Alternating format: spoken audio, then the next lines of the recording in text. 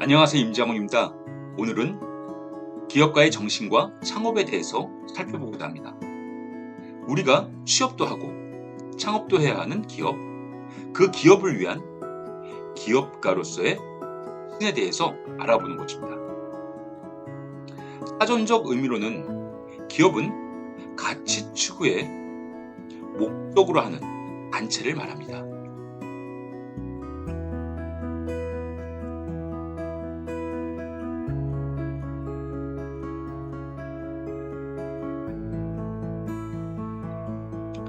사전적 의미에서 기업은 가치 추구를 목적으로 하는 단체를 말합니다. 과거의 기업은 이윤 추구만을 목적으로 존재했었지만 현대사회의 기업은 사회적 가치 창출이라는 조금 더 넓은 의미에서 존재하게 되는 것입니다. 우리가 어떠한 이윤을 위해서 할까? 그것을 왜 할까? 그것을 어떻게 할까가 아니라 사용자들을 위해서 기업이 존재하고 그로 인한 사회적 가치 창출이라는 기업의 존재의 이유가 기업을 존재하게 하는 것이죠.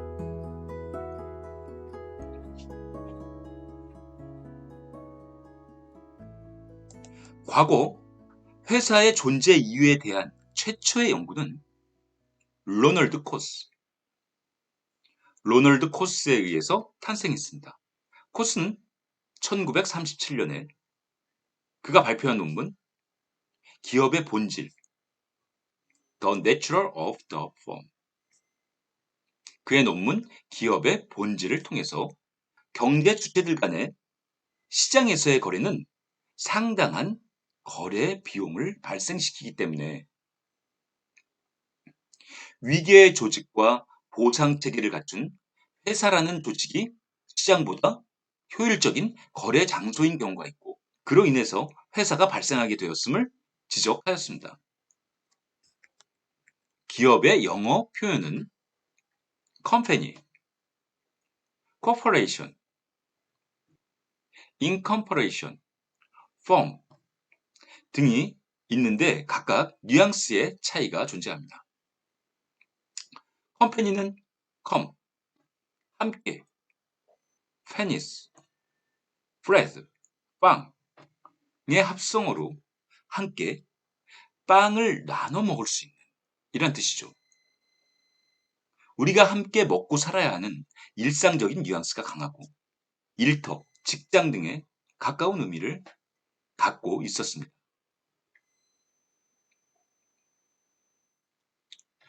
코퍼레이션은 신체와 관련된 것을 의미하는 코퍼스에서 나온 단어로 몸통, 조직이라는 뜻이 있는데 법인은 자연인에 의해서 목적을 달성하기 어려운 사업을 수행할 수 있게 하기 위해서 사람들의 결합이나 특정한 재산에 대해서 자연인과 마찬가지로 법률 관계의 주체로서 그 지위를 인정하는 것을 말하는 것입니다.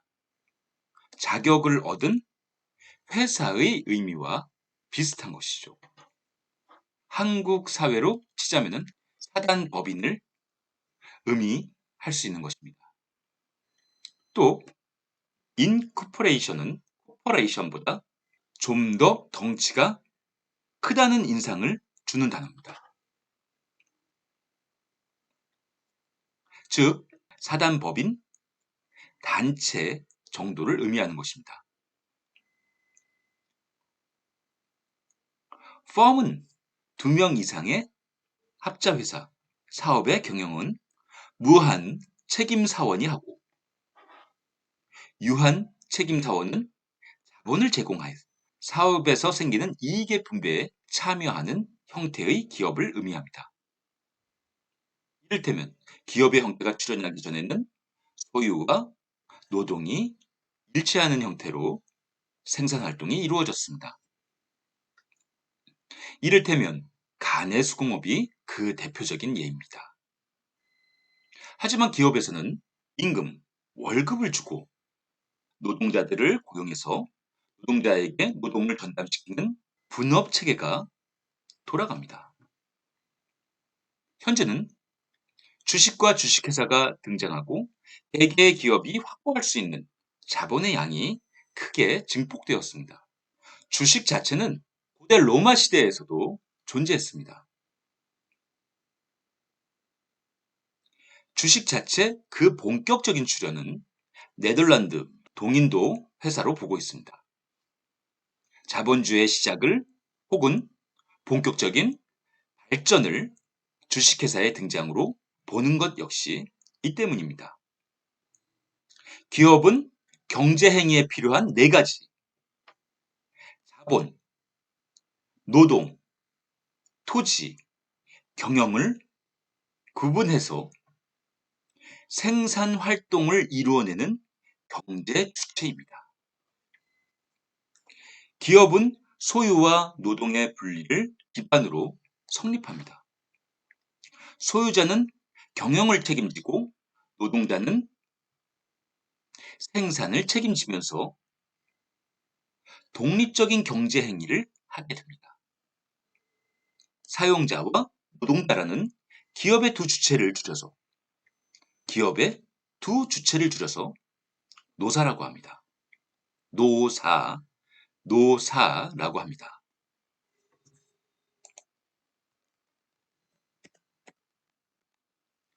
기업은 이윤을 추구하는 영리성을 가집니다.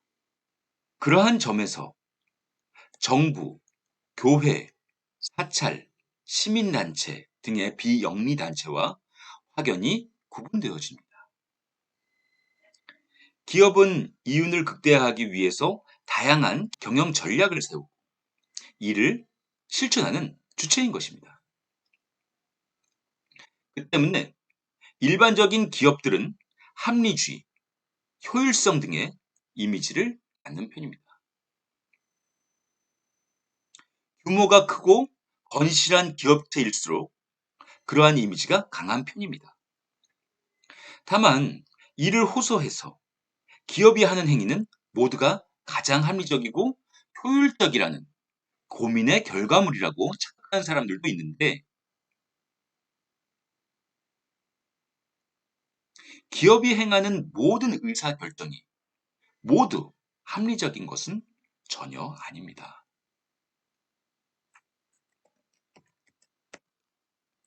그 외에 사회적인 기업, 사회적 기업이라는 개념도 존재합니다. 사회적 기업이라는 개념도 존재합니다. 협동조합과 구별되는 특성으로 독립성, 집합성이 있기도 합니다. 기업은 그 자체로 존재하고 사실적 법인으로 조합원 개개인의 이름을 걸고 있는 협동조합과는 확연히 구분이 됩니다. 대부분의 기업은 법인의 형태를 띠고 있습니다.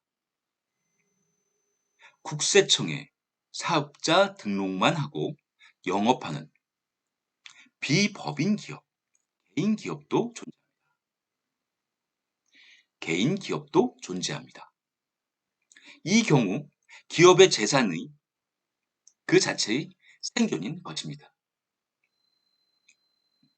두 번째 목표는 이윤의 창출입니다. 즉 현재 가치를 극대화하는 것입니다. 이러한 이윤 극대화 가설에 대해서는 여러 비판이 있습니다. GM의 경영 컨설턴트였던 피터 드러커는 기업의 목표는 가치의 창출이라고 말하면서 기존의 이윤을 포괄하는 더 넓은 차원의 것으로 확장시켜야 한다고 주장했습니다. 또한 현대사회에서는 기업의 사회적 책임, Corporate Social Responsibility, 기업의 사회적 책임, CSR, 기업의 사회적 책임이라는 개념이 새롭게 등장했습니다. 기업 이윤의 일부를 사회에 환원하라는 운동도 간접적으로 그 연장선상에 있습니다. 그 외에도 수입 극대화 가설이라든가 만족 이윤이라든지 등의 여러 대체 가설들이 있지만, 그럼에도 불구하고 기업의 이윤 극대화를 목표로 한다는 것은 보편적으로 받아들여지는 것으로 보입니다. 이런 목표를 이루기 위해서 기업의 구성원들은 일정한 지침에 따라서 행동해야 하는 것은 당연한 것이죠. 어떤 회사의 형태를 가지고 있다면 상호명예를 표시할 수 있습니다. 주식회사라면 주식회사, 공공회사, 이러한 식으로 쓰게 됩니다.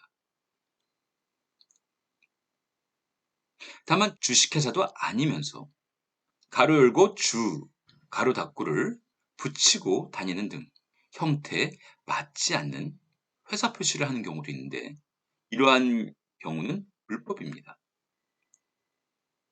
업종에 관계없이 상호명을 정하는 것.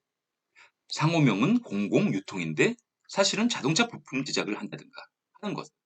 그것은 법적으로는 문제가 없지만 상호명과 업종이 불일치하면 손해는 회사가 보는 것이니 딱히 법적으로 규제할 필요는 없다고 보는 것입니다.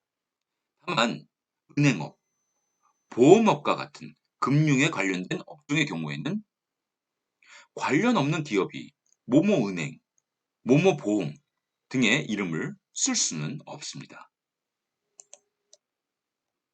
한국 사회와 조직 문화는 그 특성상 전체주의 및 집단주의의 영향이 매우 강하고, 일상생활과 직장, 단체 생활의 구분이 서구권의 그것에 비해 모호한 구조입니다. 직장 상사가 명령하면 휴일에도 부하 직원을 호출하거나 출근하게 만들 수 있는 환경이죠. 인간관계 역시 크게 다르지 않아서 사내 동아리나 취미조차 개인의 의사보다는 집단의 리더에 의해서 영향을 크게 받는 구조입니다. 집단 내 위계 질서가 엄격하지만 정작 친한 사람들끼리 호영호재하는 호칭을 쓰고 업무를 진행하는 경우도 빈번하고, 뭐든지 단체로 해야 한다는 의식이 있으며,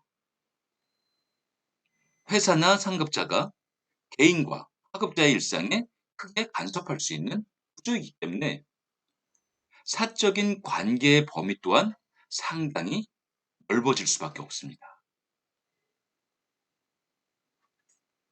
이러한 구조에서 우리가 취업하고 그리고 창업해야 하는 이러한 기업의 특징에 대해서 좀 더 구체적으로 다뤄보고자 합니다. 기업은 국민 경제를 구성하는 기본적인 단위고, 생산수단의 소유와 노동의 분리를 기초로 해서 영리 목적을 추구하는 독립적인 생산 경제 단위를 이루고 있으며, 다음과 같은 특징을 지니고 있습니다.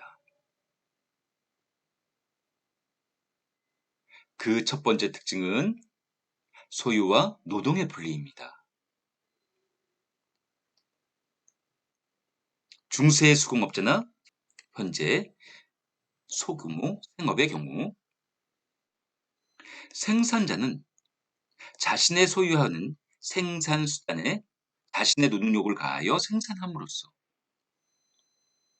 소유와 노동이 일치했는데, 그런데 비해 기업은 생산수단의 소유와 노동의 분리를 기본적인 특징으로 한 점에서 중세 수공업자나 현재의 소규모 생업과 구별되는 것입니다. 소유와 노동의 분리에 의해서 한편에서는 임금 노동, 타인의 노동 등의 이용이 행해지고, 다른 한편에서는 독립된 개별 단위로서 성립되는 것입니다. 즉 기업은 소유와 노동이 분리되어져 있다는 것이죠. 두 번째 특징은 기업의 영리 목적입니다. 기업은 영리 목적을 추구하는 경제 사업체라는 점에서 정부, 교회 등의 비영리 경제 조직과 구별이 되는 것입니다. 영리의 원칙은 중세의 수공업자나 상인의 시대에서도 존재했습니다. 그것은 가족의 생활 유지를 위해서 영리를 추구한다는 다분히 생활적인 영리 원칙이 지배하고 있었습니다. 그러나 기업은 소유와 노동의 분리에 의해서 기업가의 가계와는 별도로 독립된 자본 계산 단위를 이루고 있고 자본의 가치 증식을 위해서 영리를 추구하는 것입니다. 그리고 현재의 기업은 이윤의 극대화가 아닌 그 생존에 필요한 만족 이윤을 유지하면서 장기간에 걸친 이익의 증대와 사회적 책임의 수행을 행동 원칙으로 삼는 것입니다. 이러한 모든 기업은 영리를 목적으로 존재하는 것입니다.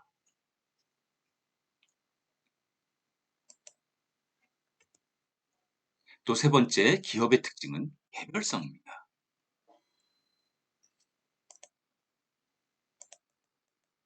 이윤 획득을 동기로 하는 사회적 생산을 위해서 그 갖가지 사용되는 생산 요소는 곧 자본인 것입니다. 건물, 기계, 재료, 그 밖에 노동력, 인간까지 이윤 획득이라는 목적에 따라서 통일적으로 이용되고 규제되고 있습니다. 그런데 이러한 생산 요소들은 여러 가지 형태의 결합에 의해서 사회적 생산을 담당하고 이를 통해서 궁극적인 목적인 이윤을 극대화하는 것이기 때문에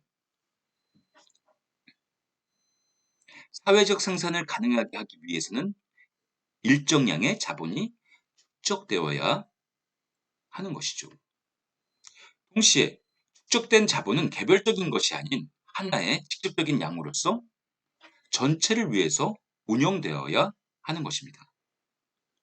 여기에 기업이 한편에서는 일정량의 자본을 입증하는 기구로서 다른 한편에서는 단일의 지위 아래 통일적으로 운영되는 기구로서 두 가지 측면의 통일체로서 파악되어야 하는 근거가 있는 것입니다. 곧 기업을 일정량의 자본의 단위로서 즉 개별성으로서 파악할 수 밖에 없는 것이죠. 기업은 독립적입니다. 기업은 독립적입니다. 기업은 생산 유통을 통해서 사회적 수요를 충족시키고 여기서 얻어진 수익을 생산에 대한 대가로서 대금, 임금, 세금, 배당, 이자 등의 형태로 분배하는 것입니다. 기업이 이러한 시장 경제의 메커니즘 안에서 존재하느냐, 하지 않느냐 하는 것은 기업의 기업의 자기 책임에, 기업의 자기 책임에 맡겨지는 것입니다. 이러한 점에서 기업은 조합 구성원인 생산자나 가게를 보조하는 목적을 가진 합동조합과 구별되는 것입니다. 이러한 기업은 생산 경제의 단위체입니다. 기업은 사회가 필요로 하는 재화 또는 서비스를 생산하고 배급하는 경제적 조직의 단위체이기 때문에 소비 경제의 단위체인 정부, 가계와 구별됩니다. 생산 경제란 유형의 재화를 생산하는 제조업뿐만 아니라 무형의 서비스를 생산하는 금융업, 보험업, 해운업, 창고업, 운수업 등이 속합니다. 그러면 기업의 종류에 대해서도 알아보도록 하겠습니다. 기업은 사기업, 공기업, 공사, 공동기업으로 크게 나눌 수 있습니다. 사기업은 다시 개인기업과 공동기업으로 나누어집니다. 공동기업에는 소수 공동기업과 다수 공동기업이 있습니다. 소수 공동기업에는 한명회사, 합자회사, 유한회사, 민법상 조합, 익명조합이 포함됩니다. 다수 공동기업에는 협동조합, 주식회사가 포함됩니다. 우리가 흔히 이야기하는 회사기업은 이러한 공동기업을 의미하는 것입니다. 공기업에는 국영기업, 지방, 공익기업, 공사, 공단, 금고 등이 있고 공사 공동기업으로 특수회사가 있습니다.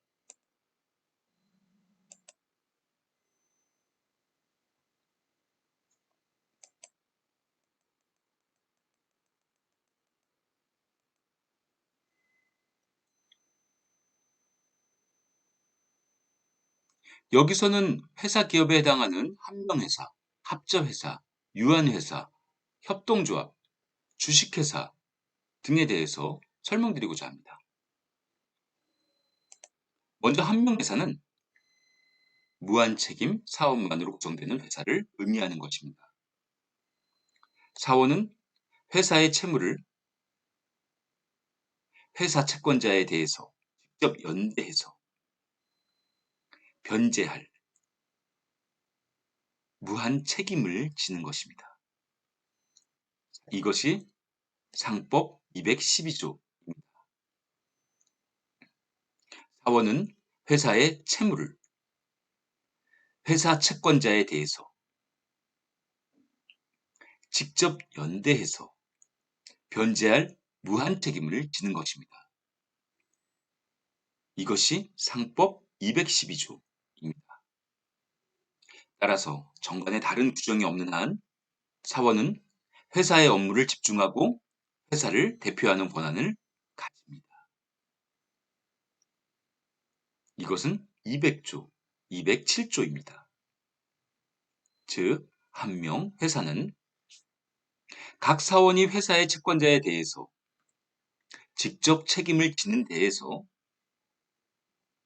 대외적으로 인적 신용이 중시되어지고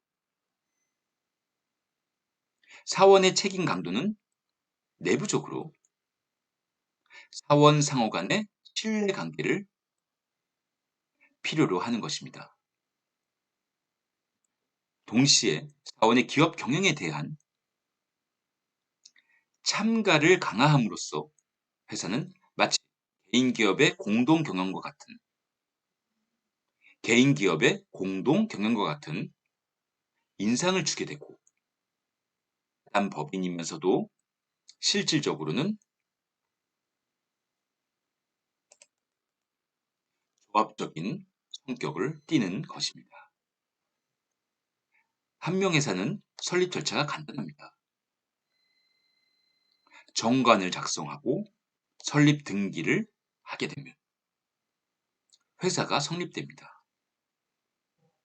출자가 있어서는 재산 출자에 한해서 재산 출자에 한하지 아니하며 노무 출자, 신용 출자도 인정됩니다.